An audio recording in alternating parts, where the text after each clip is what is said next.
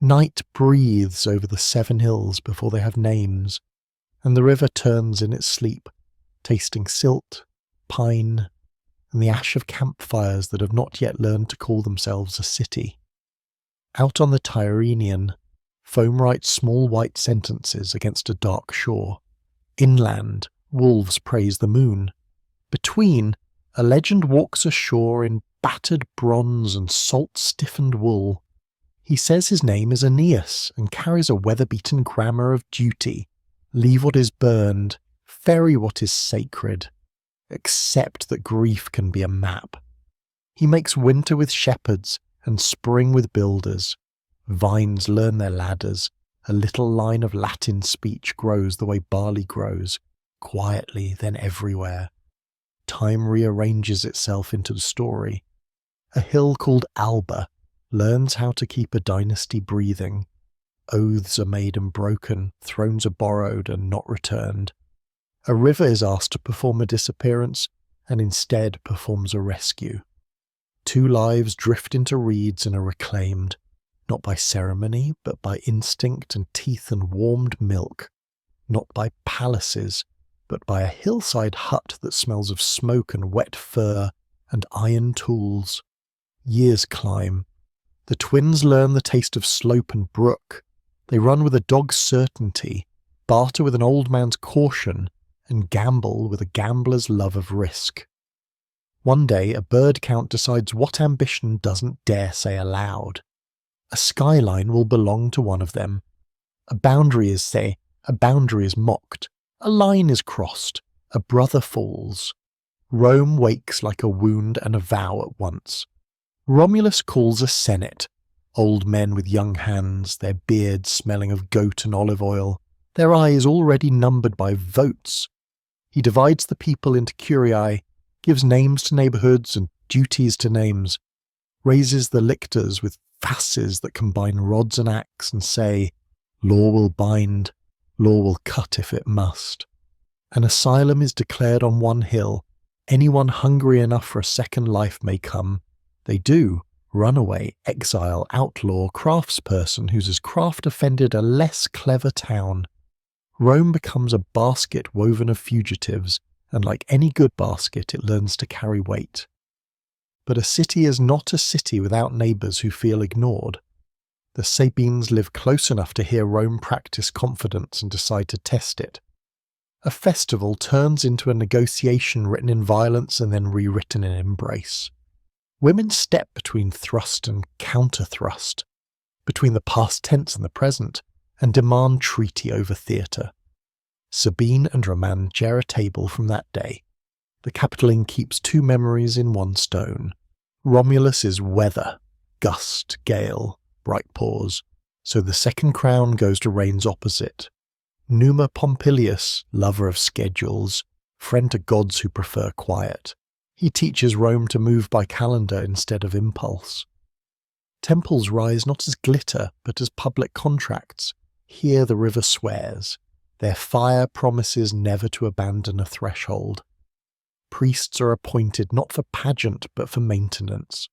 Laws are written that wear sandals through every season. Don't bury malice with the dead. Don't sell justice by weight. Keep doors and oaths working.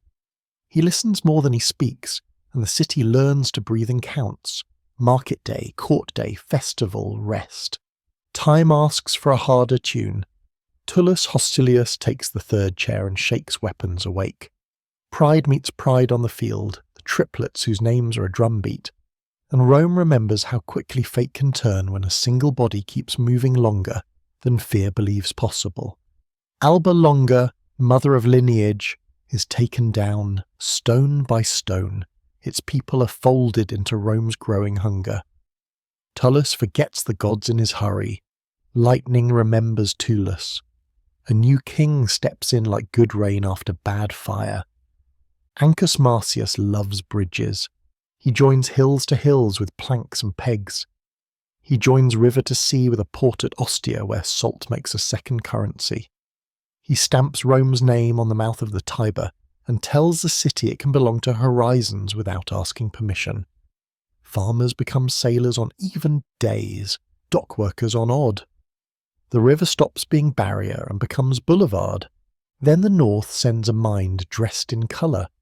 Tarquinius Priscus, the Etruscan, arrives with artisans, augurs, and a taste for scale. He coaxes stone into conversation. A great drain, the Cloaca Maxima, turns marsh into forum. The Circus Maximus learns how to exhilarate without devouring. Roofs receive terracotta that blushes at sunrise. Lictors' axes flash brighter. Rome learns to wear imported beauty without losing the cut of its oldest cloth. Servius Tullius follows with a census in his hand like a scale. He counts not vanity but service. What can you lift? What can you pay? Where will you stand when the horn calls? He arranges citizens into centuries by purse and pledge, and the assembly becomes a lever no tyrant can lift alone. He draws a line in stone around the city, the Servian wall, that tells the world, this is us. Inside are markets, courts, and gods to whom we have promised regular candles. He is said to have fire in his hair and reform in his bones. He dies on the steps between private and public, pushed by a foot that belongs to his own household, trampled by wheels that mistake coronation for legitimacy. Tarquinius Superbus, proud Tarquin, wears the seventh crown with the pressure of a fist. He skips the slow courtesies, replaces counsel with command, and lets the palace grow taller than the law. A story is told of a house violated and a blade given an order it obeys. Lucretia, name spoken softly forever after. Brutus, oath struck like iron against the gate of a camp. Rome decides the word king will be a curse, not a title. Doors are slammed, trunks are packed, horses are saddled. The city shudders and resets itself to a new setting. 2 consuls instead of 1 sovereign, each checked by the other. The Senate reborn as a spine rather than a suggestion.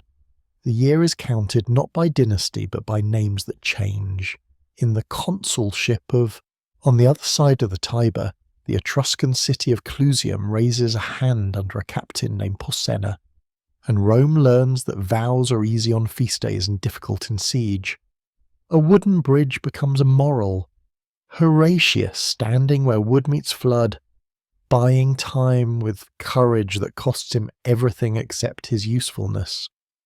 A tunnel is dug beneath the enemy camp, a right hand is burnt to teach a tyrant that Rome breeds a particular kind of stubborn. The enemy agrees to stop falling in love with the idea of Rome's extinction. The city exhales and builds again. New offices take desks. Dictator is a word that means emergency, not forever. 6 months of single will to get a sword out of a knot. Then back to farms, debts cancelled by contentment. Censors take the census from Servius and keep it honest. Who serves, who pays, who pretends. Lictors walk the streets with rods and axes bound. The axe removed within the pomerium to show that even force submits to sacred limits. SPQR appears on standards and stone. Senatus Populusque Romanus, Senate and people, 2 halves of a sentence that must be read together or not at all. But Rome trips over its own sandals. Patricians in bright togas owning every important question, plebeians making the city's bread and road but not the city's laws. The first secession arrives like a strike written in hills. Plebs march to the Sacra Via and then beyond, taking their weight with them. The city discovers that palaces cannot feed themselves. An old story about a body persuades them back. The belly looks lazy until the limbs miss lunch.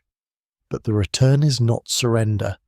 Rome creates tribunes of the plebs, sacrosanct guardians who can say veto, like a shield, and make even a consul turn his head.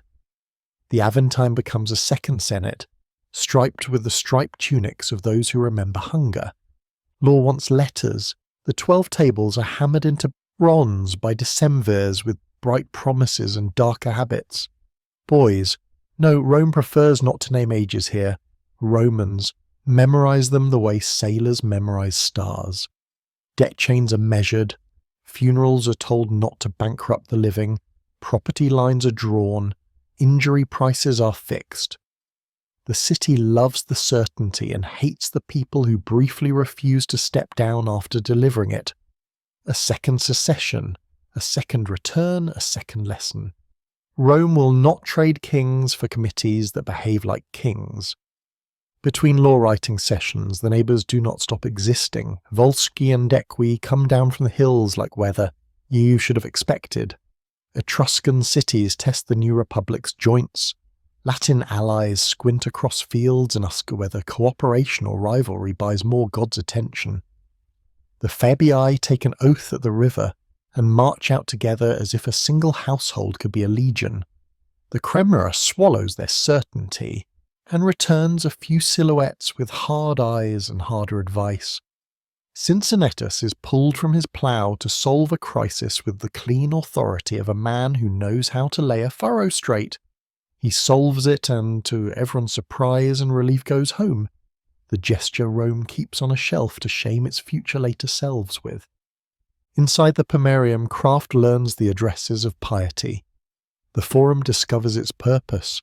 Arguments, accusations, loans, gossip, elections, the thunderless hum of a city that believes in voices more than in shadows. The Cloaca hums underfoot like a bass note. The Capitoline receives a roof and a vocabulary. The Aventine keeps its reputation for stubborn decency. The Subura sweats and sells and keeps Rome honest about how power smells at street level. Warfare becomes less raid, more recital. The Manipular Legion takes shape. 3 lines, gaps to breathe through, standards lifted like sentences you can see from across a field.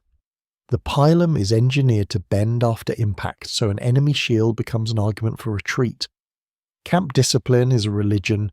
Ditch, rampart, gates, named east and west, stakes in rows you could use as an abacus of safety. Officers begin to keep notebooks.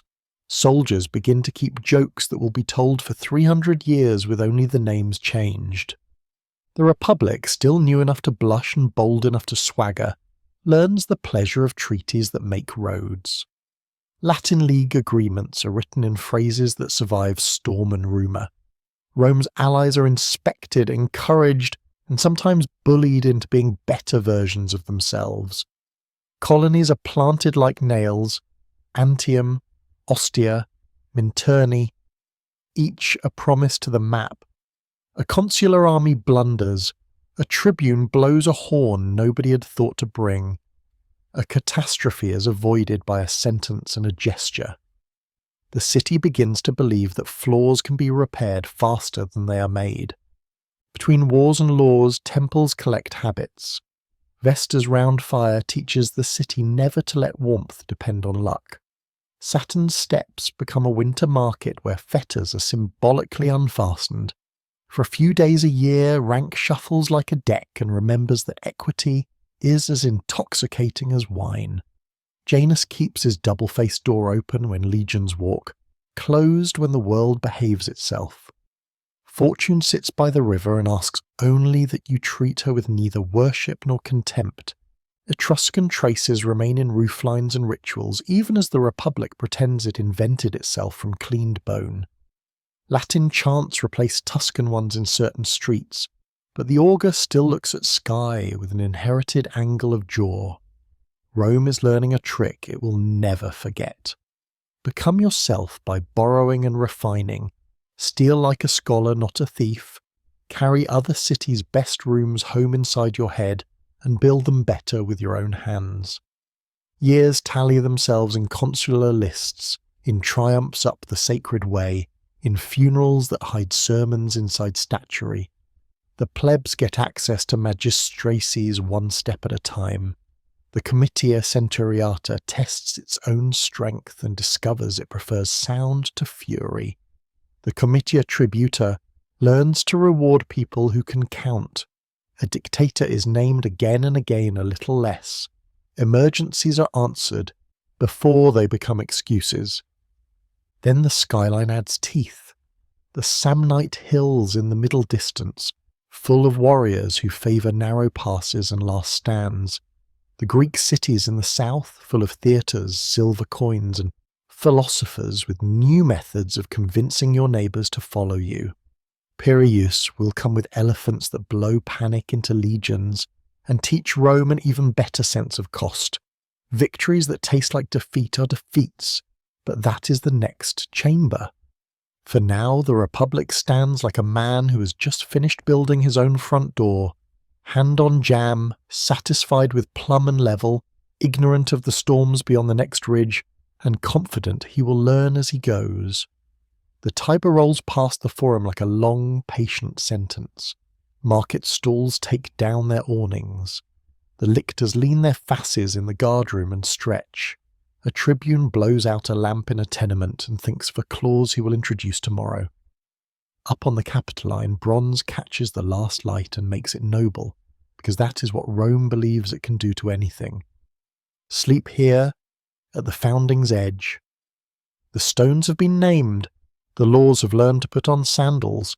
The army has begun to move like a word that contains both discipline and improvisation. In the next telling, roads will run like nerves through mountains. Allies will be braided and broken. Carthage will send out sails as black as fresh ink. And Rome will test whether its new grammar can hold a continent without breaking its own voice.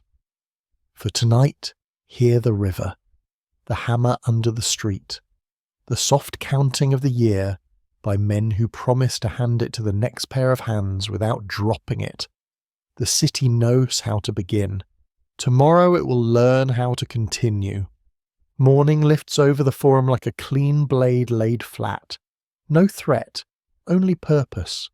The Republic takes a breath, squares its shoulders to the hills, and looks south to the Greek cities, east to the Apennine passes, north to the high meadows where flint-tempered warriors test strangers with narrow roads and sudden stones. The calendar turns from the age of founding to the age of learning how to hold. The first lessons come with pine pitch and granite in the bones. Samnium, hard country, hard men, teaches Rome that courage without terrain is vanity. In a slot of mountain called the Caudine Forks, legions find themselves inside a puzzle with only one exit and no victory hiding in it. There are no speeches worth remembering here, only a fact. Sometimes the road itself wins. Rome swallows humiliation like iron filings in bread, keeps its hand steady and goes home to rework the tool. Out of that appetite for adjustment comes a system sharpened against the country itself, maniples that pivot like thought, cohorts that absorb shock and become solutions, column into line and back into column as if the earth were hinged. Roads become long spears laid across the map, via Appia first, then others, stone stacked on stone so supply stops being a guess and starts being policy. Bridges learn to look permanent even before they deserve the adjective. Treaties replace swagger in the ledger. Allies, Latins, Campanians, Sabines turned shoulder brothers, are braided into a design that feeds legions and drains revolt. Colonies as nails, citizenship as a ladder with more rungs than pride would invent. Garrisons that arrive with contracts, not just threats. When the hills rise again, they find a city that does not forget, that does not over-celebrate, that files outcomes and returns with interest. The Second Samnite War ends not with a feast, but with a road still being paved. The third ends with a door closed on the middle of Italy and a hand already reaching for a latch farther away. Southward, marble theatres throw careful shade on streets where law and lyre share a language. Tarentum, rich and sure of itself, laughs at Roman hulls in the wrong harbour and hires a king to turn insult into arithmetic. Pyrrhus arrives, a scholar of war with elephants heavy as decision. At Heraclea and Asculum, shields bend, line breaks, dust boils, and when silence lands he counts victory like a man who knows cost better than bragging. He says aloud what the field has written on his face, another win like this, and he is ruined. Rome hears it, stores it, refuses the bargain of peace that would make pride feel clever, and waits.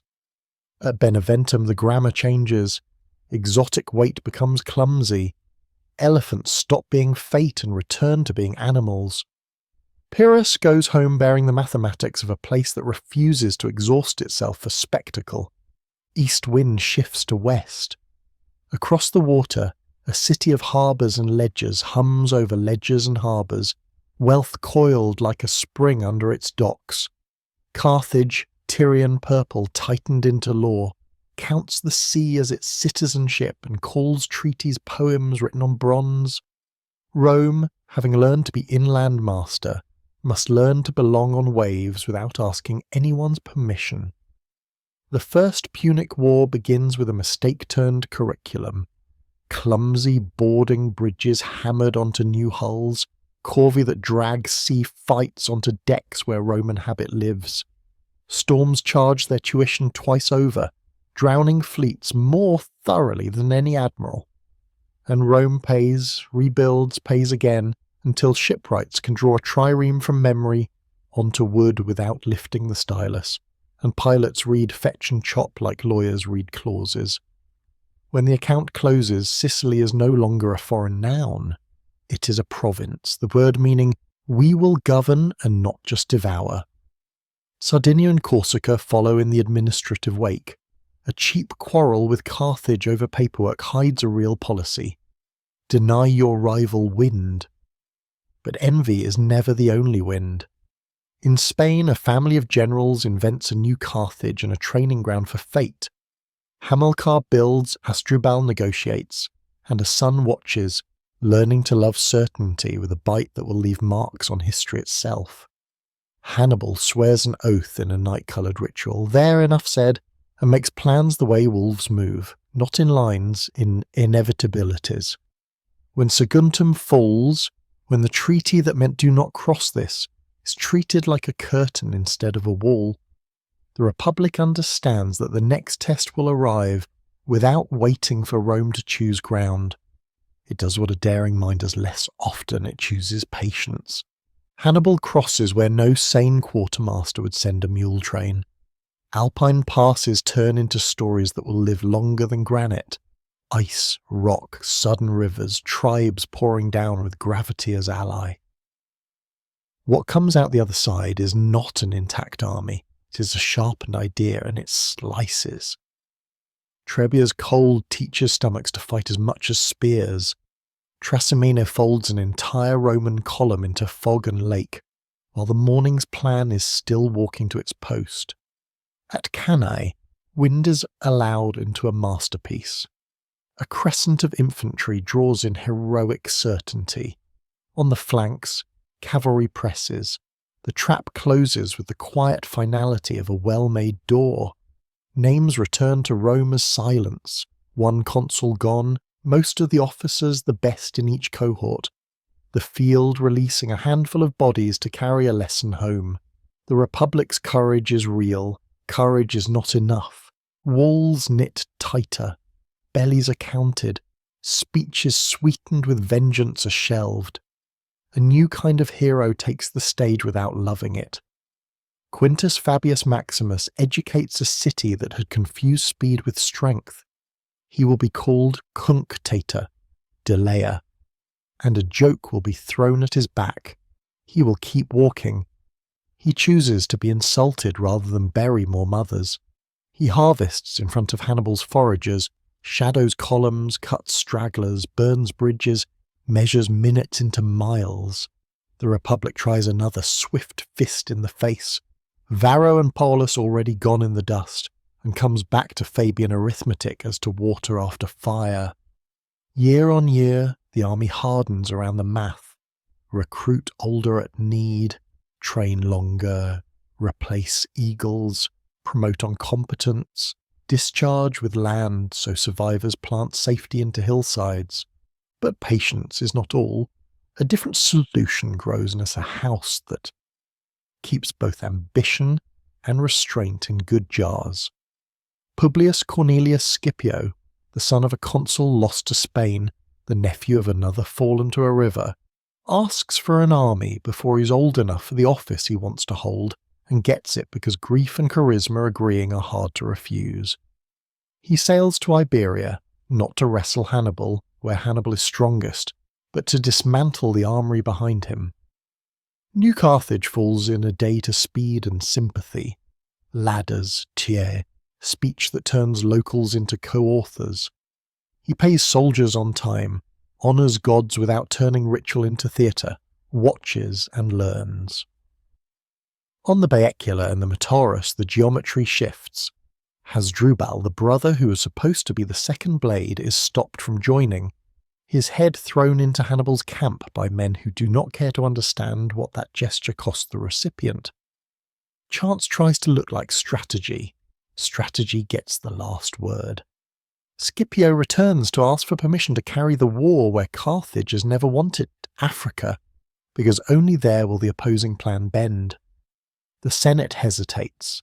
The people, hungry for a reversal that feels like we approve. Massinissa, a prince whose loyalties are made of intelligence rather than flattery, brings Numidian cavalry, wind in harness, to the Roman side. At Zama, the field is drawn with deliberate simplicity. Heavy infantry that has relearned humility in the middle, horse on either side, depth rather than breadth. Hannibal comes with elephants and veterans, less magic than memory. Trumpets startle the animals in the wrong directions. Corridors open like understanding. Pila break armour, then become useless to the enemy by bending. The line holds, the flanks wrap, the balance tilts. When the dust clears, a man who could have been a tyrant if he loved himself more than the law bows to the republic he served. Scipio earns Africanus, not for slaughter, but for ending the most expensive conversation the Mediterranean had ever hosted. Carthage is not ground into salt. That story belongs to other storytellers, but she is defanged into a ledger. Ships surrendered, elephants counted, wars forbidden without Roman permission, silver paid in yearly repentance. The sea's grammar changes. Mare Nostrum, our sea, is arrogance in one accent and logistics in another. Rome means the second when she's wise. Grain from Sicily, and soon Africa begins to train Rome's appetite into reliance. The navy, once an improvisation, becomes a habit. With west subdued, east calls like an amphora with a hairline crack, beautiful, valuable, and always threatening to leak. Macedon, under Philip's both and then under Perseus, remembers old hegemony and discovers new limits. Cynoscephali teaches Phalanx that cohesion shatters on hills where maniples breathe. Magnesia teaches a great king that elephants without a plan are theatre.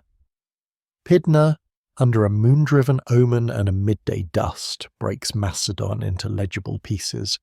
Roman generals learn to dress victory in kindness when they can afford it, proclaiming Greek freedom to applause, and to take cities apart brick by brick, brick when they must. Corinth's ruin a postcard to anyone confusing poetry with policy. They carry home sculpture, vocabulary, tutors, and a confident sense that they have become guardians of taste along with law. In the same holds they bring something less visible, a love of luxury disguised as virtue, a class's new way of proving it deserves to rule. Administrative muscle thickens. Provinces multiply. Spain divided into two experiments in patience.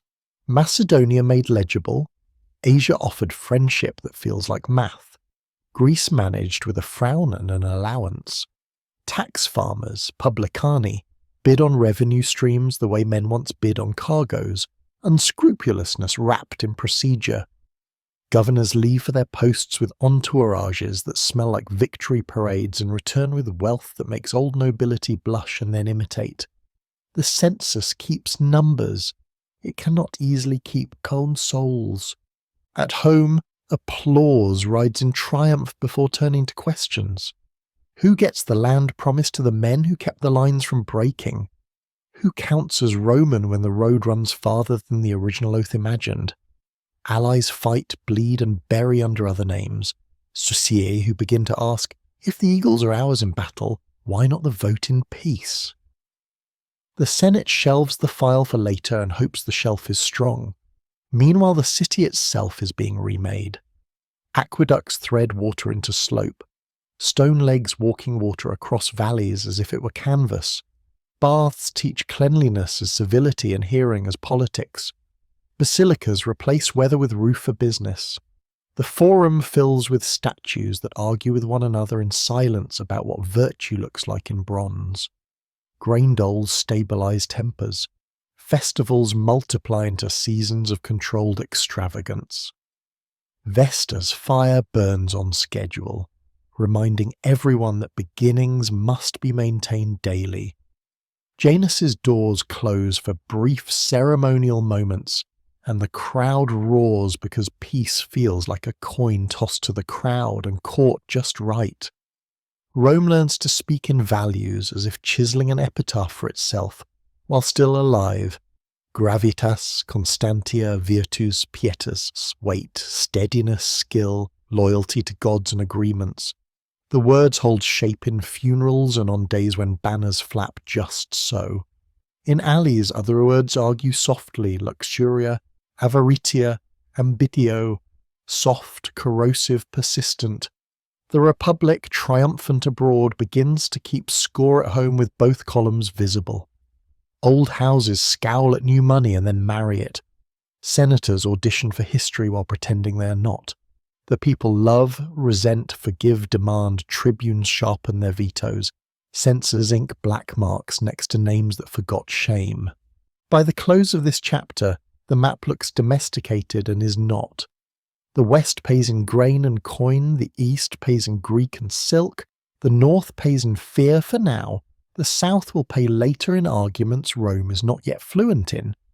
Legions occupy distant winters and learn to judge their commanders more carefully than ballots do.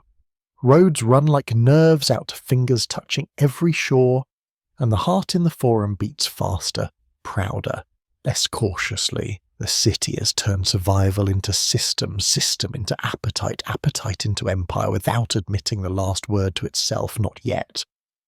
Night returns over walls taller than memory, and streets that do not sleep entirely. In a quiet room, a young aristocrat runs a hand over a map and feels purpose like heat. In a barracks, a veteran turns on his cot and dreams of a small farm he's been promised in words and in chalk on a clerk's tablet. In a portico, a Greek tutor writes a line of Homer on a wax tablet for a client who will quote it in Senate to prove he's both modern and ancient. In a shrine, a woman folds her hands, thanks the gods for water that arrives at the right time, and asks for endurance as the price of bounty. On the Tiber, moored hulls knock wood to wood in a soft rhythm like a city's deep breath. The Republic sleeps competent and undefeated, its sea almost a lake, its roads a declaration, its temples full and its ledgers fuller. Under that smooth surface lie questions with wrists like swimmers. Who owns victory? Who counts? What happens when ambition decides it prefers single columns of authority to paired names and yearly limits? Those are storms on a horizon the city pretends is decoration. Morning will discover they are weather. For now, rest in the afterglow of Zama and the measured clang of tools repairing a world between campaigns. The stone is laid, the water runs, the laws are legible, the next chapter will knock louder. Afternoon light lies across the forum like a scroll half read, and Rome, full from victory, begins to taste the grit that comes with plenty. Grain arrives cheap from Sicily and Africa. Hills near the city empty into estates farther out. Small plots dissolve into latifundia run on discipline and distance. Veterans come home to find promises written in air. New fortunes arrive with Greek tutors and bronze that remembers myths not Roman. Words that once sounded like prayer, virtus, gravitas, learn to share a sentence with new ones spoken softly. Luxuria, ambitio. Beneath the clean stone of triumphs, fissures learn their roots. Two brothers try to draw a line where appetite has blurred the map. Tiberius Gracchus puts a finger on the law that limits the greedy and says, "This again." He asks the people to redraw possession so soldiers can return to farms instead of to crowds with empty hands. He breaks custom to do it, boldly, clumsily, necessarily. Violence answers in the only grammar it knows. A reed bed by the river learns a new story. His brother Gaius steps up with more. Rosa's arteries, grain at fair price, citizenship stretched wider, so allies aren't just useful, they're belonging. His voice is music and a blade at once.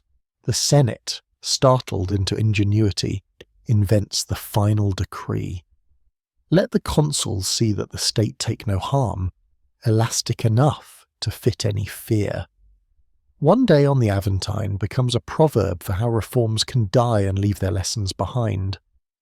Allies hear the signal under the noise. Rome will not share easily. The social war comes like a family argument that forgot it was won. Marsic and Samnite banners stand against the eagles they once escorted. Towns mint coins that read Italia. Roman generals fight men who know their drill, because Rome taught it to them. Blood buys compromise. Citizenship spreads at last, written into tablets hammered onto the doors of towns that are now Roman law as well as labour. The map stops pretending a line around the old city is the only edge that matters. Before, during and after, commanders learn to bend the Republic's calendar to their own names.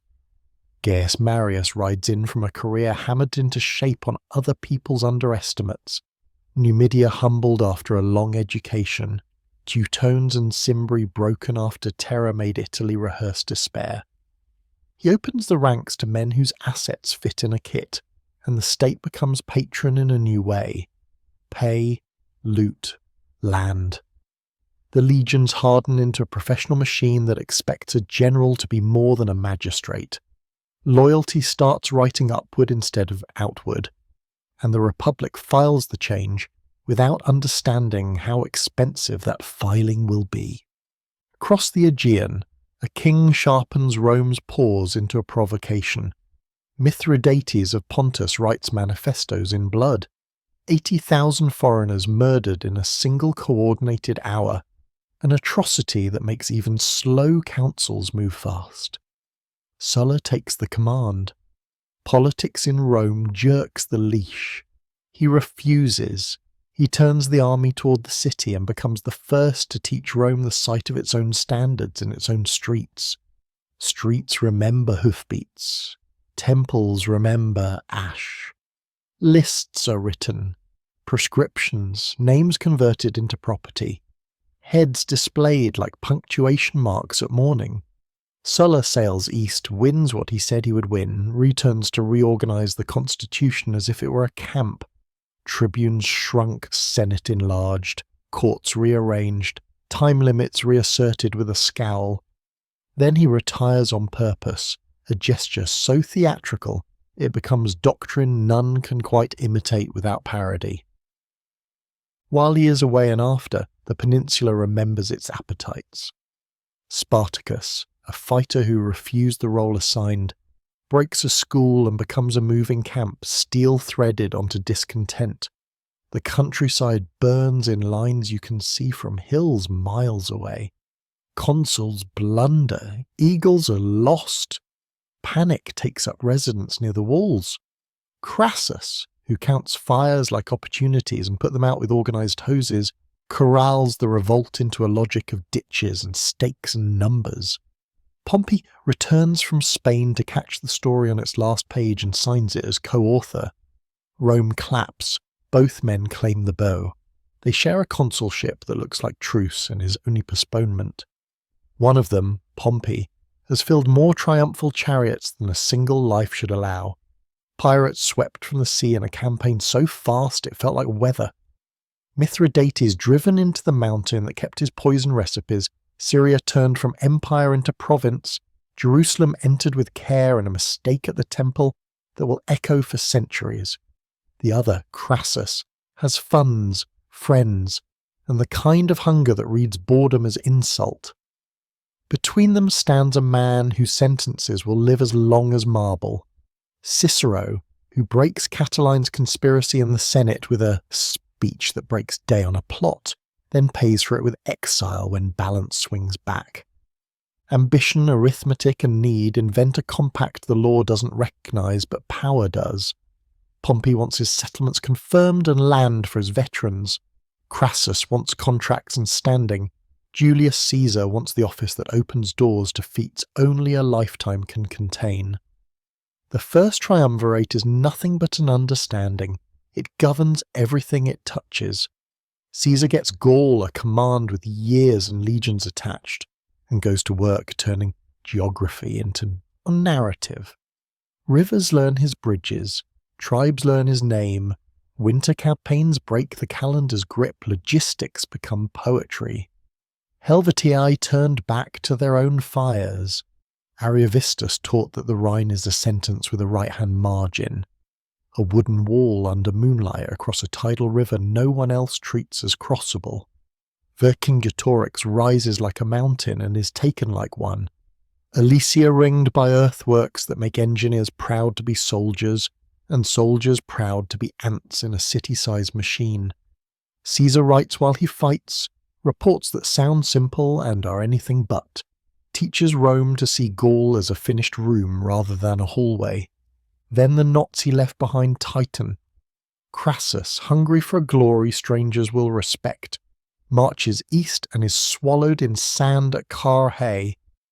Parthian arrows stitching the air into geometry no Roman shield can solve, standards captured, his head ending up a grotesque at a foreign theatre. Julia, the marriage thread between Pompey and Caesar, dies. Grief cuts one more rope. The Senate, urged by men who fear one man's return with one army's love, orders Caesar to disband and come home a private. He chooses a smaller river to cross and makes it a proverb. The Rubicon is shallow, the moment is not. The die is cast, someone says, or maybe it isn't said and only felt. Either way, Rome hears it.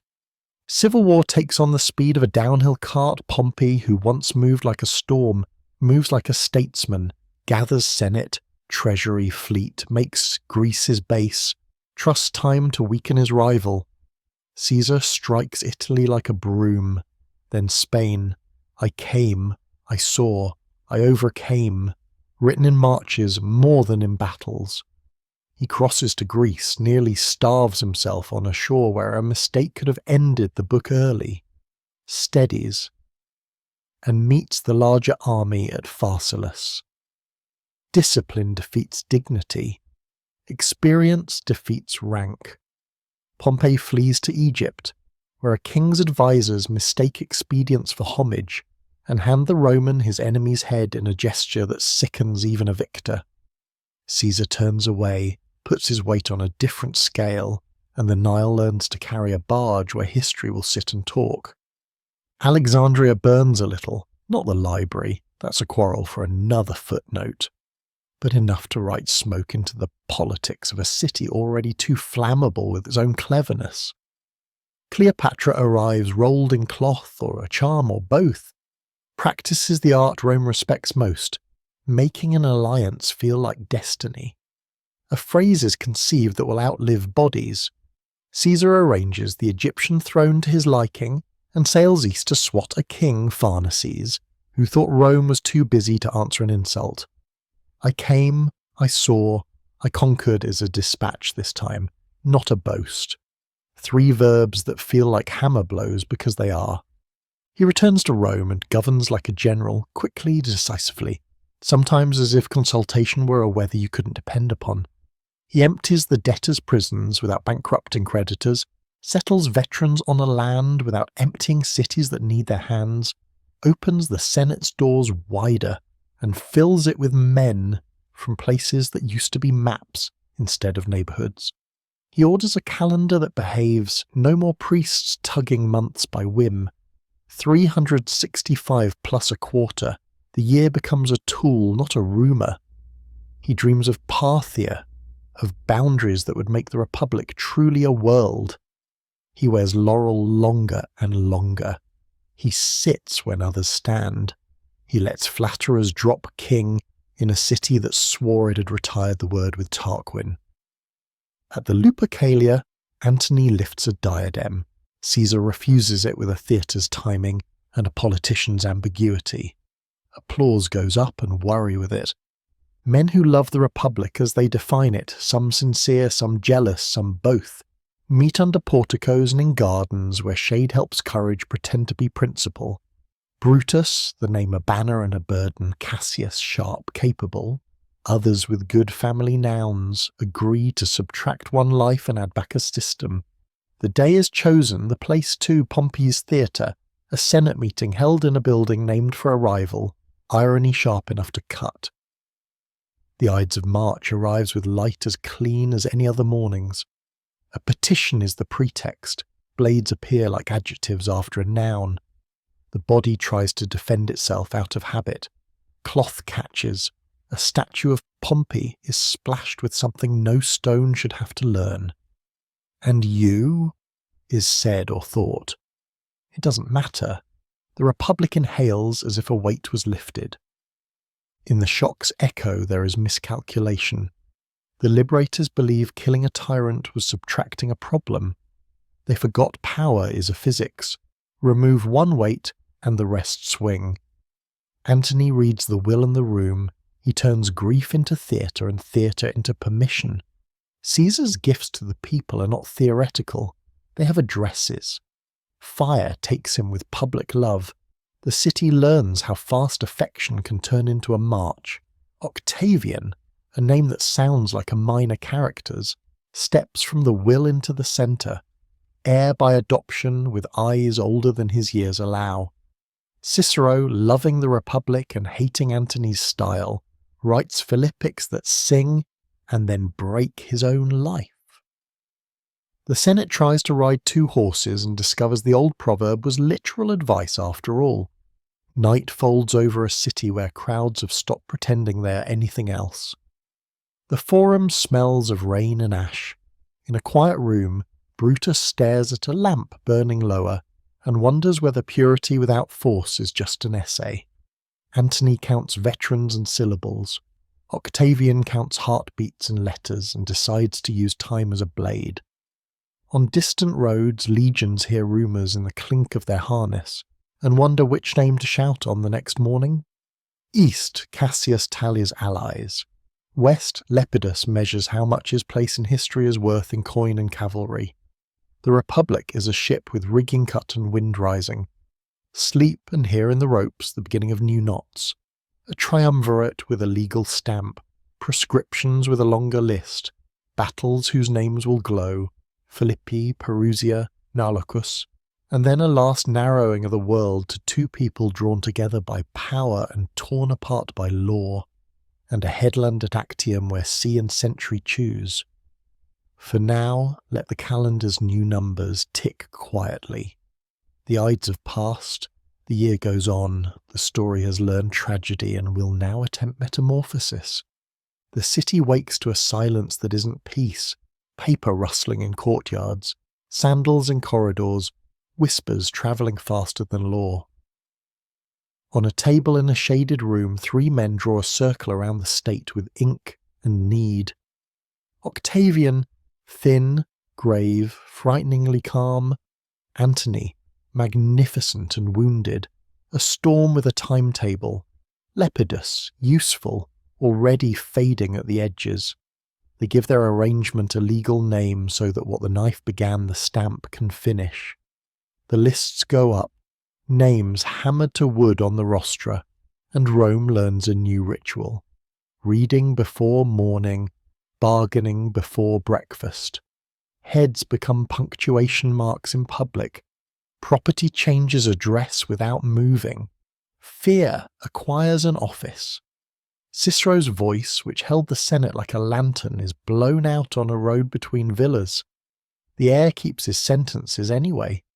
East answers west in the only vocabulary left. Armies on parallel roads converging on a single appointment. Brutus and Cassius gather loyalty and excellent intentions, the triumvirs gather veterans and hunger. Philippi is two battles pretending to be one.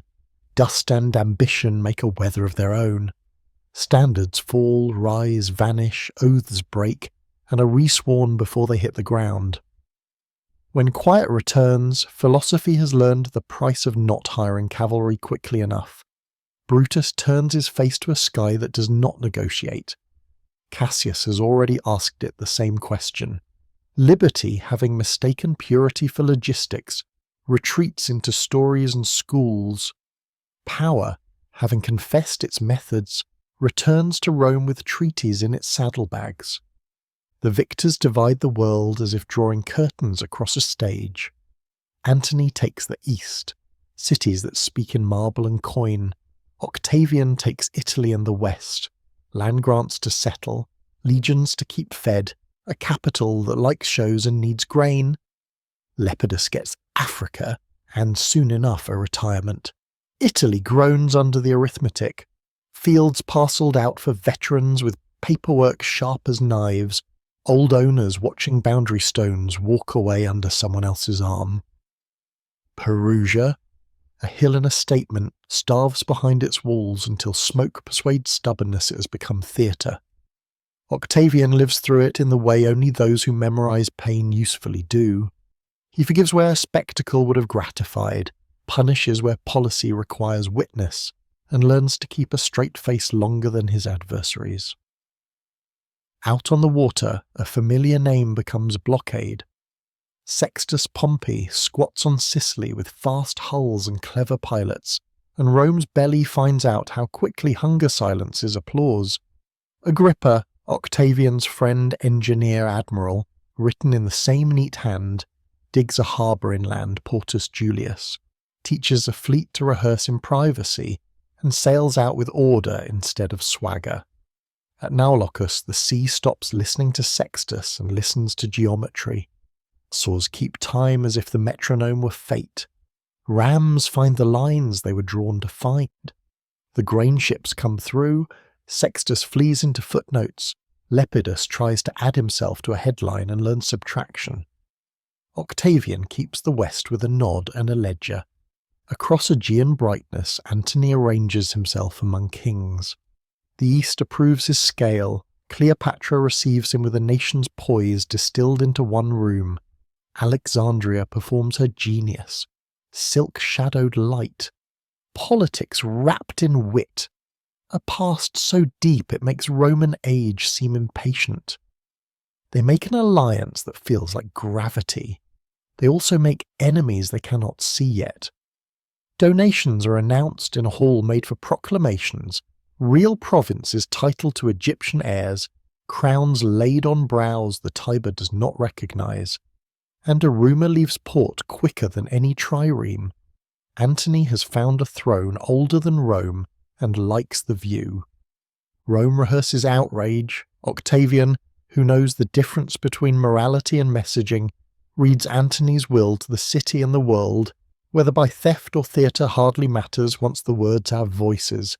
Burial in Alexandria, honours for a queen the Tiber refuses to call a wife, a future that places Rome as a chapter, not the book. The rumour becomes policy. The Senate discovers its spine by borrowing Octavian's. Temples nod along. Coins answer with new portraits and sharper slogans. War is declared not against Antony. Too many old loyalties muddle that. But against a foreign queen who seems to carry the East under her perfume. Actium is a triangle of wind, rock, and decision. The fleets face one another under a sun that cooks arrogance into caution. Antony wants a hammer blow. Agrippa denies its ships and hours. Lines stretch, sails strain, fire ships search for a fool and find few. Midday, a gap opens where courage and exhaustion meet. Cleopatra's squadron turns for the wider sea. Antony, in a gesture that is both loyalty and doom, follows the queen instead of the plan. On the water left behind, Roman discipline finishes what Roman patience began. The East's great bet runs downwind toward its own ending. Alexandria waits, still beautiful.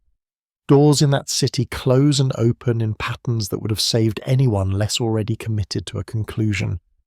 Antony fights 2 battles, the one on the walls and the one in his stubborn heart, and loses both gracefully enough to be remembered kindly.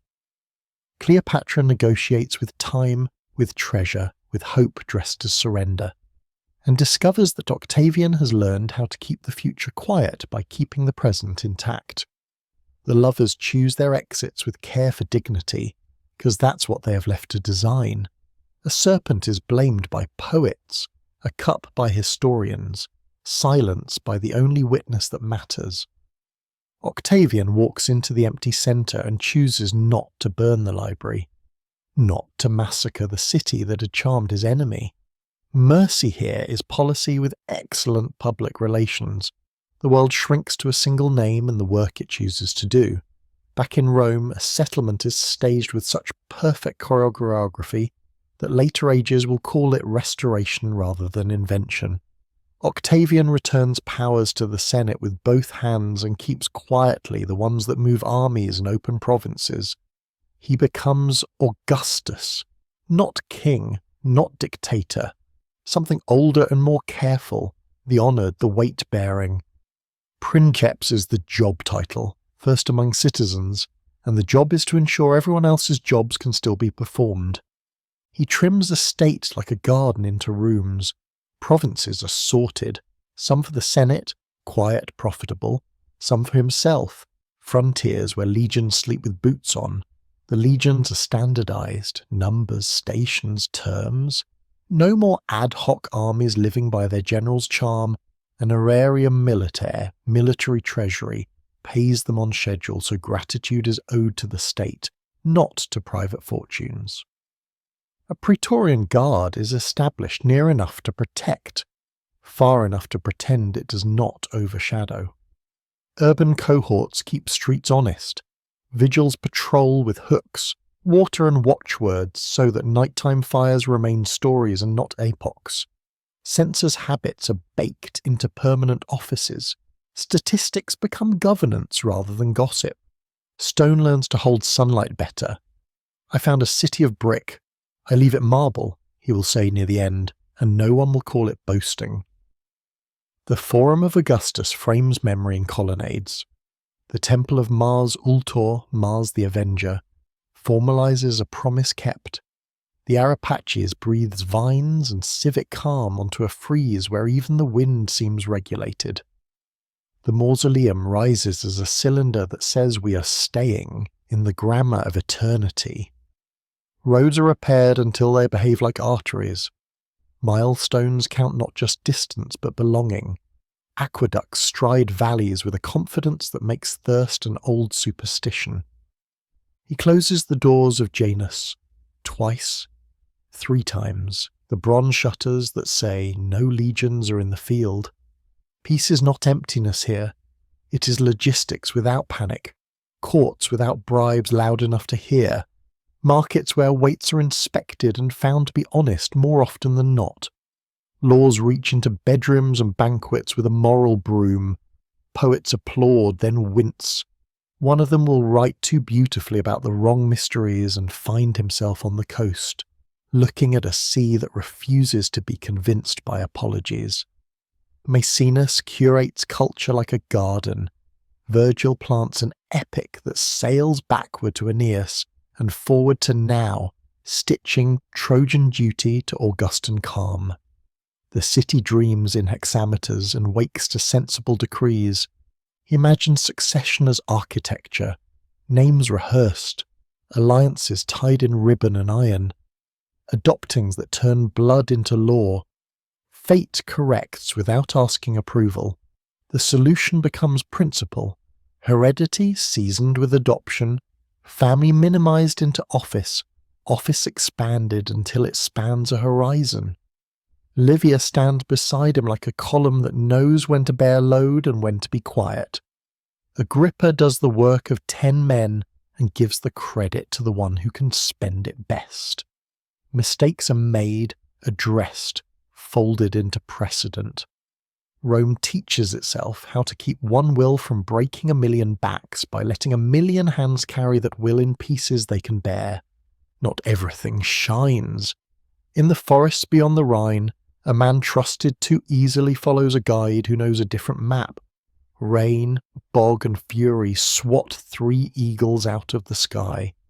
News comes home in the language of teeth clenched so hard a jaw aches for weeks. Augustus hits his head against a door's lintel and asks for the lost legions back from a silence that doesn't return merchandise. Frontiers learn modesty. Fortresses learn patience. Victory learns to count weather as a factor equal to courage. And yet the recipe holds. Restraint at the centre, discipline at the edges, ritual in the streets, repair as policy, mercy when publicity helps the lesson travel. By the time the old man folds his toga around thin legs and sits to dictate what he has done, the res gestae, facts listed like beads, Rome breathes with the ease of a creature that has learned to live in its body. Taxes arrive without drama. Petitions are answered without bribes big enough to remember. Amphitheatres fill and empty like lungs. The Tiber is coaxed back into banks lined with stone and common sense. Marble cools in evening. Colonnades give back a day's heat as if memory itself warmed the hands. Above all, a mask is worn so well it becomes a face. The Republic is not dead. It is the costume power wears to keep the city's nerves calm. Elections happen, magistrates argue, courts convene, the Senate votes and sometimes believes itself decisive. Behind it, a single will edits where necessary and lets custom carry most of the load, because custom is less brittle than fear. Empire hides in the word administration and thrives. Night leans over the 7 hills now covered in small stars. Villa lamps, tavern candles, the steady glow from Vesta's round room. Janus's doors are closed.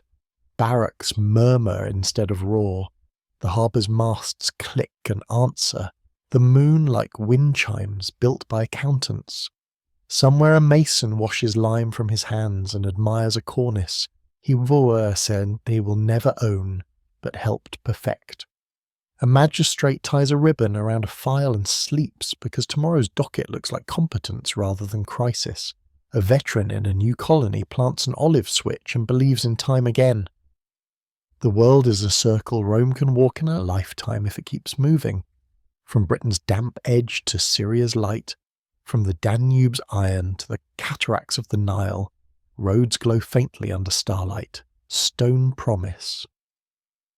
The first prince has done the audacious, ordinary thing. He made peace feel like policy rather than accident. But the office he invented contains a question no edict settles. Who sits after and after that? And how will the mask behave when new faces wear it? The answer waits in the wings. Reserve and reluctance, severity and brilliance, architects and arsonists. And the curtain is about to rise on a house where family becomes government, and government becomes a habit nobody remembers beginning. Sleep in the early marble of it. Hear the measured drip in the aqueduct's arch, the soft guards change in the Praetorian camp, the low hymn of the Arapacis telling vines to keep their place. Tomorrow the name that follows Augustus will step forward, taciturn, capable, and the empire will discover what happens when the machine runs under another hand. For now the city holds, the gates are shut, the sea is quiet, the law breathes evenly. The first successor steps into a room still warm with applause and makes silence his instrument. Tiberius, grave and exact, inherits an office that pretends to be a restoration and is, in truth, a new weather system.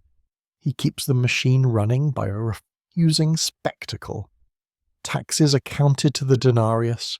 Governors feel eyes on their ledgers. Frontiers are held not by boasts but by logistics. Where Augustus made marble sing, Tiberius makes paper behave. He mistrusts ovations and replaces them with outcomes. The Senate, suddenly asked to mean its words, learns how heavy a rubber stamp can feel when it's not being used. Power, like water, finds lower ground to collect in. A prefect, Sejanus, discovers how to turn corridors into citadels, how to make access feel like law. He lifts up friends, leans on enemies, and builds a scaffold of influence tall enough to see the bay.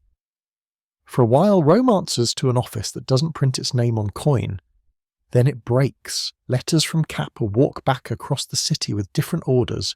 Statues come down. The air clears with a chill. Tiberius, never loved, leaves the stage the way he entered, without trumpets, with the accounts mostly correct. The next name arrives with inherited goodwill and spends it with both hands. Gaius, Caligula in the gossip, begins as a promise and becomes a performance. He treats the palace like a stage, the treasury like a purse on an evening out. He orders a pontoon bridge to make the horizon obey him, holds court as if thunder were cheaper than rain, and turns worship into choreography.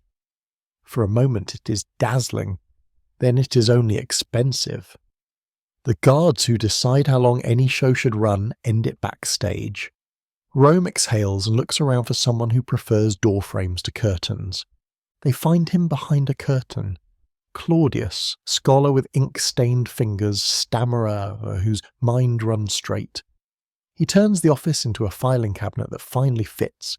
He revises law so that clarity has enforceable edges. He invites local elites from provinces into the Senate and makes the word Roman an attainable habit rather than an inherited costume.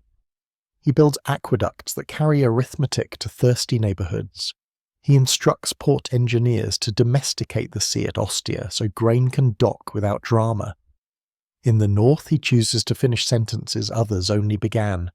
Britain becomes a campaign, a triumph, then a ledger entry with roads, forts, trade, and Latin writing letters on damp air.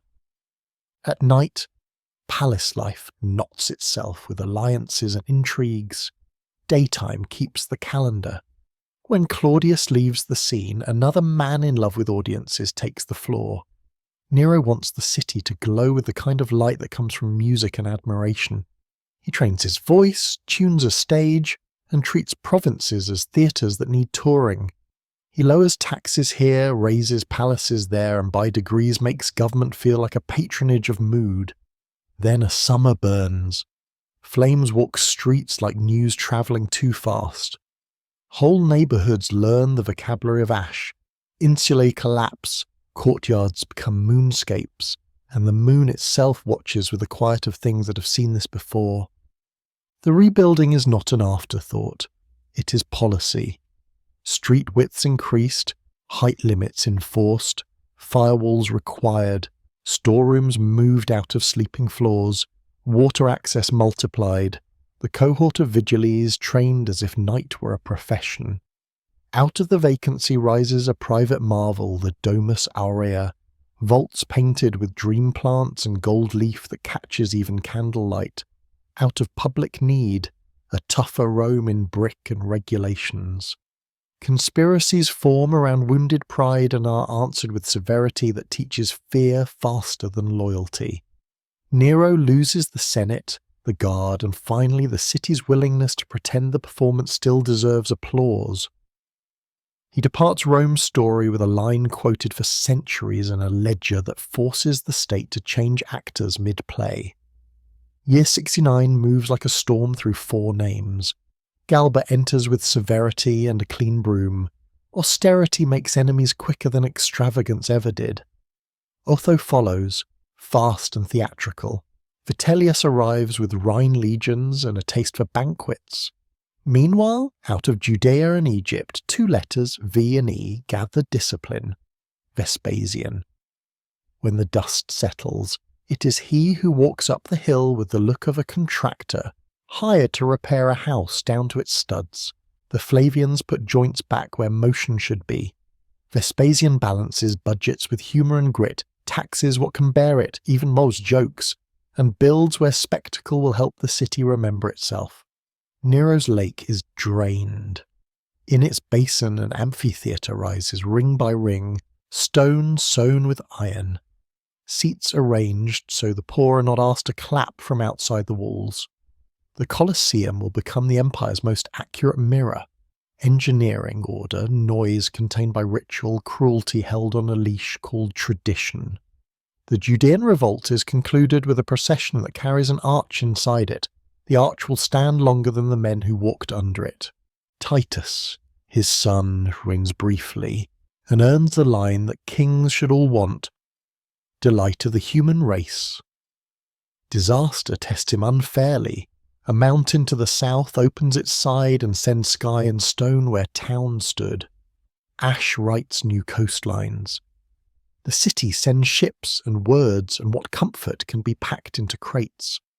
Rome itself burns again. He rebuilds without speeches. He opens the amphitheatre with games so long the sun feels employed. The people, weary and grateful, memorize his face as one remembers a favourable season. The season ends. Domitian takes the chair and bolts it to the floor. He is methodical, suspicious, a builder with a censor's heart. He keeps pay on time, trials in order, frontiers in repair. He takes the title censor perpetually to keep the city's morals in a frame he can hold, and slowly the frame tightens. Architects get work, poets get careful, the palace learns to hear footsteps. On the borders, he raises lines that will still guide geographies long after names change. Limes through forest and hill, forts that make distance into policy. At home, fear grows elegant. In a corridor where conspiracies either starve or multiply, the latter chooses speed. Domitian falls. The Senate condemns his memory with a ritual scouring of names. The walls remain, the pay tables remain, the roads, always the roads, remain. The city turns to stability as if to water.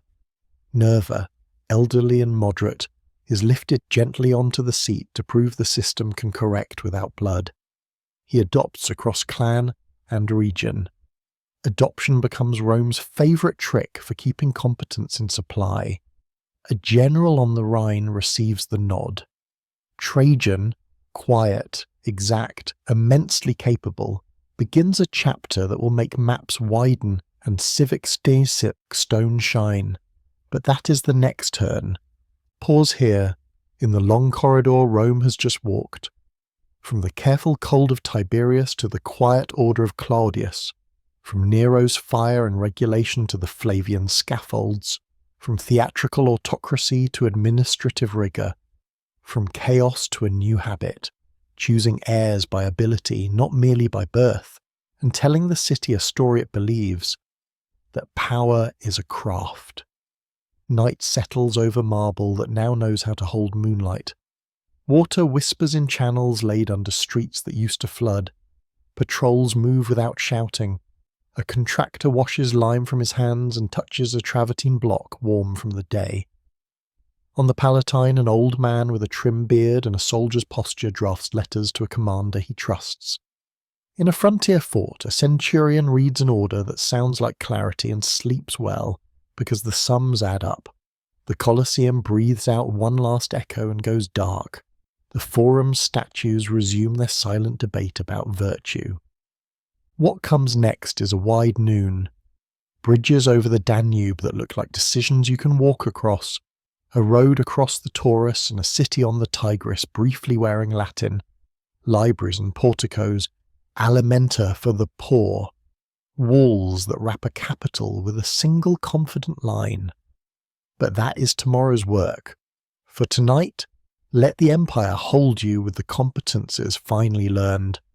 Accounts balanced, aqueducts singing, courts open and closing on time, frontiers watched by men who know their posts.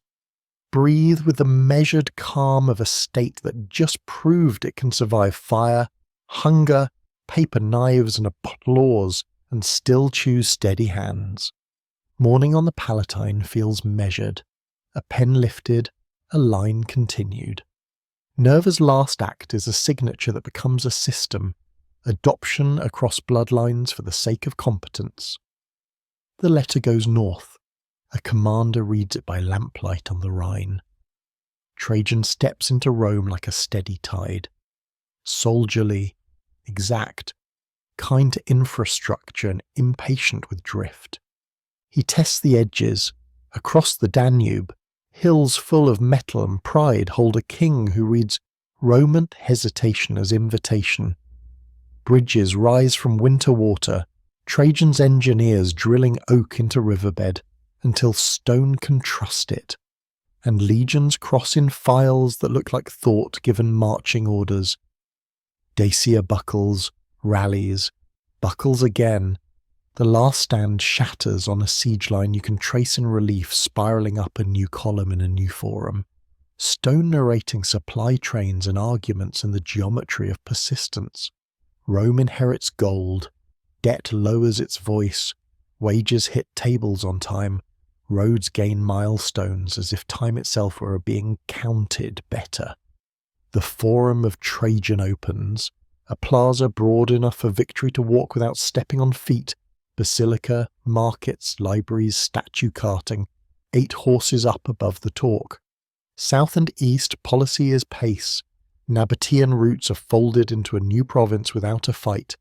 Incense lanes turn to tax lines. Farther, Trajan lets ambition out of its careful pen. The Euphrates crossed on pontoon and prayer. Armenia made a promise that points both ways, Ctesiphon taken. Barges loaded on the Tigris with the absurd confidence of empire at high noon. The map reaches its widest breadth. Then reality clears its throat. Supply stretched, heat stubborn, distance is not impressed by will, and Rome retreats with dignity that costs less than stubbornness would have. He does not measure himself only in borders. He funds alimenta, so towns can feed their poor without mortgaging their futures. He trims corrupt governors with letters that arrive faster than excuses. He visits camps without warning and courts without theatre. When he dies on the way home, the machine is humming, the treasury not empty, the road speaking Latin in gravel and ditch. Hadrian inherits and tightens. He walks the borders himself, cloak-dusted, notes exact, preferring a strong circle to a long reach. In Britain he draws a stone sentence from sea to sea, wall, mile, castle, ditch, part barrier, part job guarantee, all policy, so that raids become rumours and rumour becomes a smaller god. Along the Rhine and Danube he teaches the limes to behave like a hinge rather than a painted line. He rebuilds the Pantheon with a dome that makes sky into architecture. You stand under it and breathe differently, understanding proportion the way a lung understands mercy. In Judea, a revolt learns the terrible arithmetic of zeal versus logistics. Cities burn and are rebuilt under new names. Oaths are taken and broken and written again. Survivors scatter under stars that keep their own counsel. Hadrian builds where loss made holes, writes rules where passion tried to write exceptions, and carries a private grief so publicly it becomes art carved in riverstone. Antinous, forever 18, forever river, forever a statue that means untranslatable feeling in a world that likes words. He names an heir before anyone can panic, Antoninus Pius, who makes patience profitable. For 2 decades, the empire feels like a house with tight shutters in a storm that mostly misses it. Courthouses file justice with fewer splinters. Legal opinions are refined into rules with room for mercy. Infrastructure is maintained without demanding applause. He grants favours sparingly and returns letters promptly. The coinage looks like reassurance. People memorize the routes to their markets and temples and repeat them contentedly. Then the sky's colour changes. Marcus Aurelius, paired at first with Lucius Verus, stands at the centre as both general and student of the interior life. Verus handles the early war with Parthia and brings home not just trophies, but a sickness that moves along roads faster than news, fever-touching city and field alike, emptying workshops, thinning legions, pressing physicians into mathematics they don't yet possess. The emperor takes a notebook to the front and writes instructions to himself in the intervals, meditations, orders for weathering weather. Hold fast to what's yours to govern. Accept what isn't. Along the Danube, Marcomanni and Quadi press, rivers freezing into roads for enemies. Forts wake, fields burn, and relief columns arrive one day early and one day late. Snow takes notes. Treaties are sketched and signed and sometimes kept. Marble doesn't help up here, discipline and bread do. Marcus does not live to finish all the repairs he sketches. The office passes to Commodus, who prefers show to schedule. He spars in arenas built for other men's fantasies, renames months after himself, and tries to give a capital an identity that fits in a mirror. Administration becomes favour. Budgets become theatre tickets. The guard that guards also decides. A blade edits him out. The line of adoptive brilliance ends not with a handover but with a shrug. A noisy year auditions successors. Pertinax tries virtue and dies for it. Didius Julianus tries an auction and wins only the wrong prize. Standards lift at the edges. Septimius Severus marches from the Balkans with legions that like his math. He builds a dynasty by marrying competence to calculation and by raising the army's pay so future emperors must either match his generosity or invent new distractions. In Britannia he pushes roads farther into wet hills, ailing and unbending at once. In law he extends the habit of a soldier's loyalty into a citizen's expectation. His son Caracalla follows and makes one decision that will outlast his statutes, the Constitutio Antoniniana, a blanket grant of citizenship to free inhabitants across the empire. It changes tax ledgers and courtroom standing more than it changes hearts, but the word Roman stops being a guarded noun and starts being a working adjective. He also leaves a bath complex so large even Rome feels small in it. Marble and heat, water and shade, an engineered mercy. Political mercy is thinner. A brother removed in a corridor, friends edited like paragraphs. He pays the army and pays for it with everything else. Macrinus takes the chair briefly, first emperor from the equestrian class and the last man you'd bet on in a game that demands lineage as costume. Elagabalus arrives with comet tail and a new god in tow, tries to make the capital keep time to a drum from a mesa, and teaches Rome the difference between eclectic and allergy. Severus Alexander returns the rhythm to ordinary for a moment. Careful, mother-guided, frugal, reform-minded. Then the North chooses violence over patience again, and a centurion decides the solution to policy is an assassination. After that, the lights begin to strobe. The 3rd century becomes a corridor flickering with short rains. Emperors rise on shields and fall under rumours. Coins turn pale and then dishonest. Border alarms never quite silence. The empire fractures spontaneously into mirror states when pressure demands local answers. In Gaul and Britain, a Gallic empire prints its own coin and defends its own roads. In the east, Palmyra sits up straighter, caravan queen Zenobia wearing composure like armour. Arabic, Greek and Latin in the same sentence.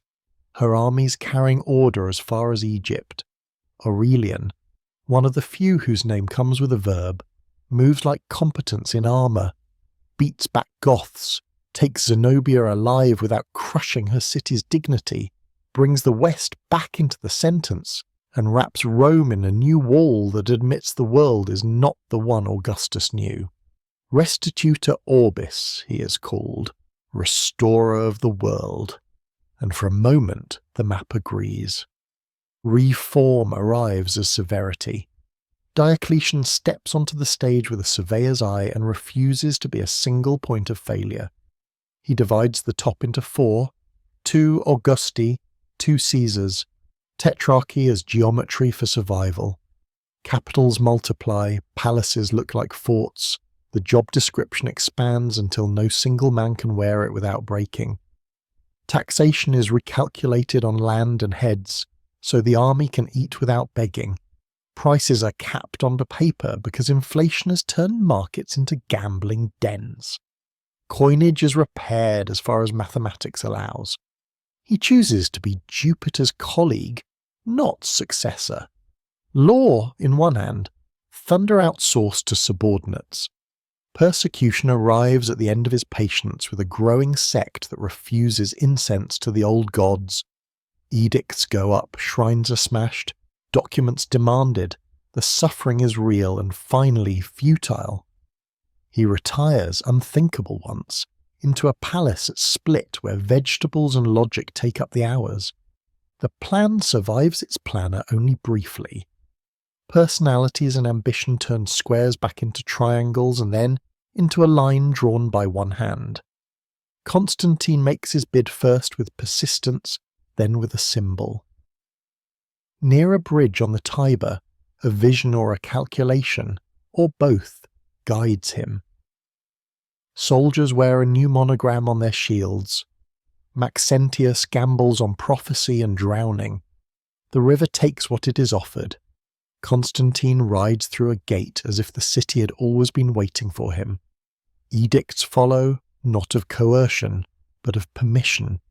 Milan announces that worship will not be policed.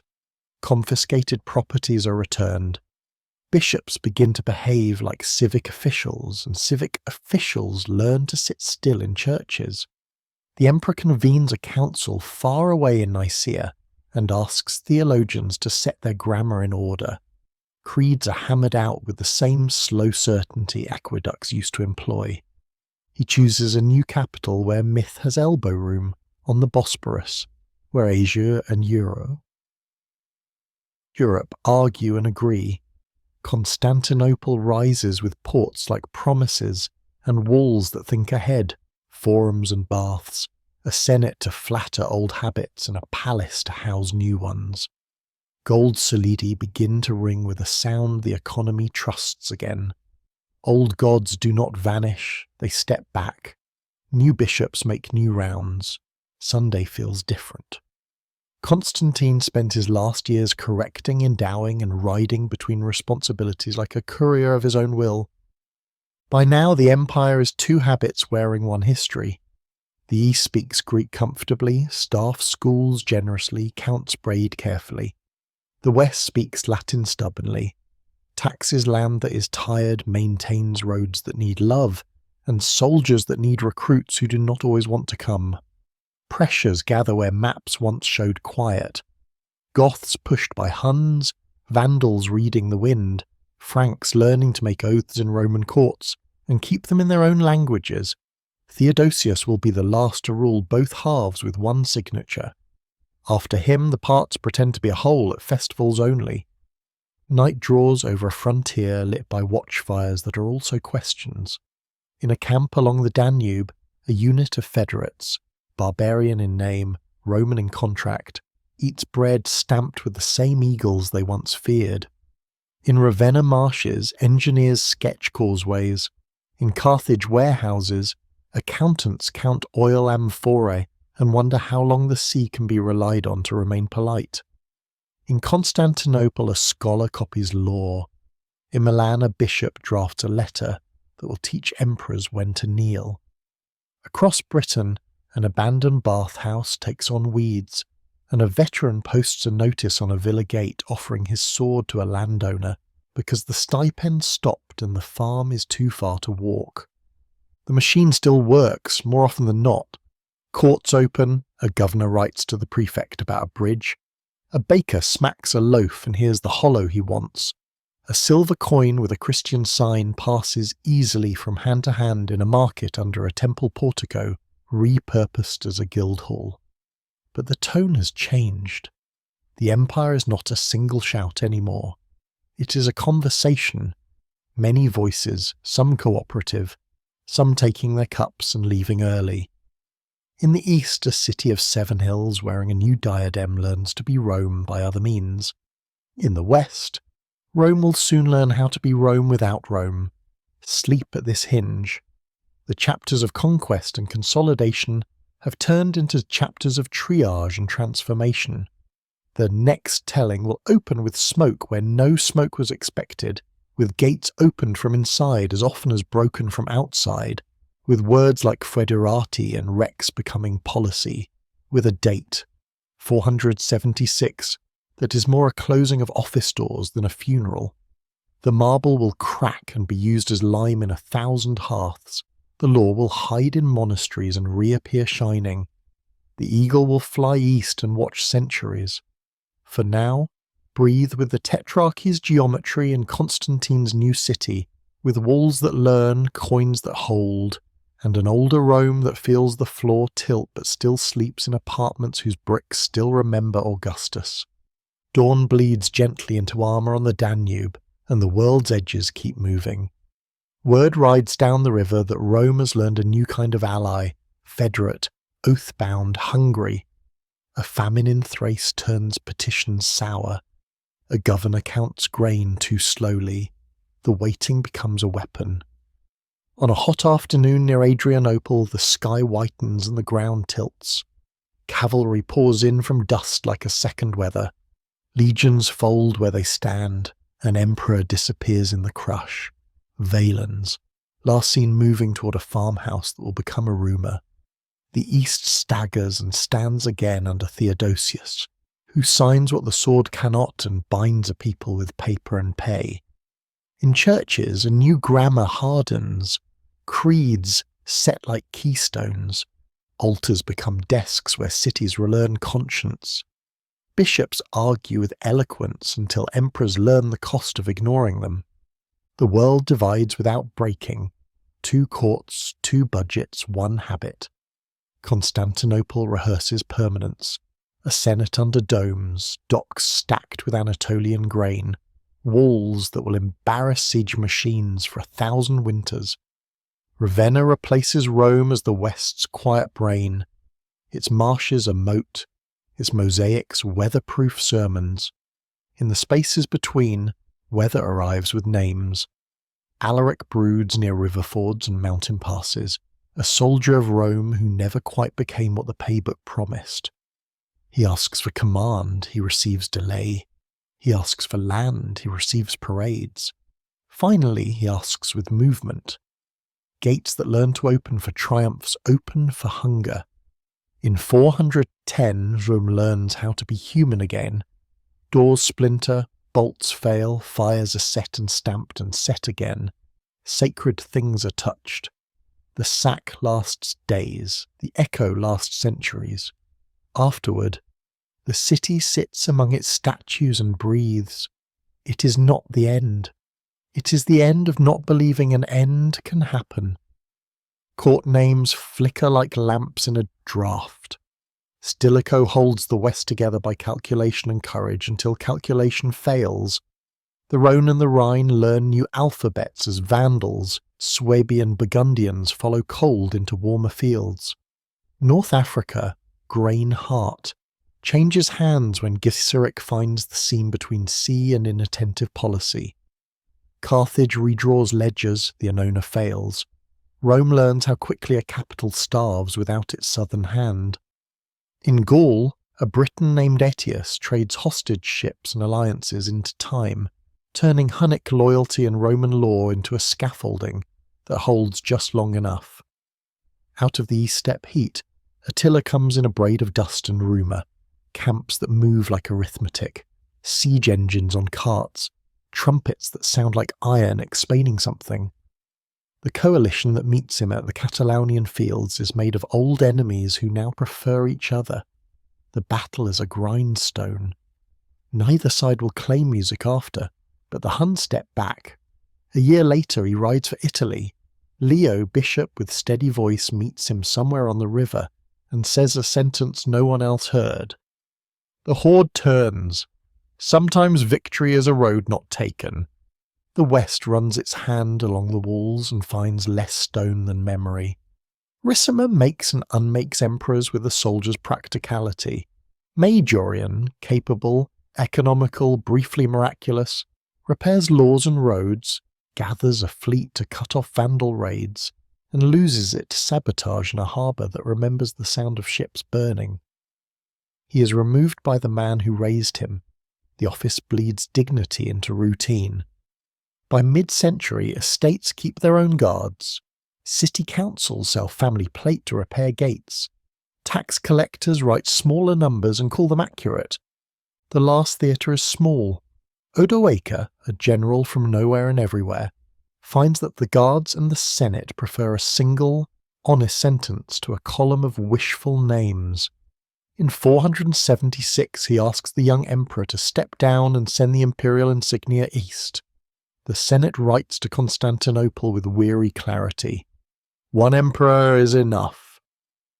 Julius Nepos, the legal fiction in Dalmatia, flickers out soon after. Rome does not explode, it exhales. The word Western Empire closes an office door rather than ends a world. Italy continues in a new costume. Theodoric arrives from the Ostrogoths with a promise to do administration as well as command. Arian at church, Roman at law, pragmatic at table. Under his hand, streets are swept, annuities are paid, the court writes its Latin carefully under Cassiodorus's supervision. Ravenna blossoms with glass and gold that look like sunlight trapped in stone. Boethius translates Greek into Latin as if he could keep philosophy alive by refusing to choose sides between centuries. Then suspicion writes darker letters. Prison replaces philosophy. Theodoric's late years teach the old lesson. A ruler can be both necessary and wrong. In the East, ambition with a legal pad sharpens its quills. Justinian sits in Constantinople, granite under silk, and decides that error is mortal and correctable.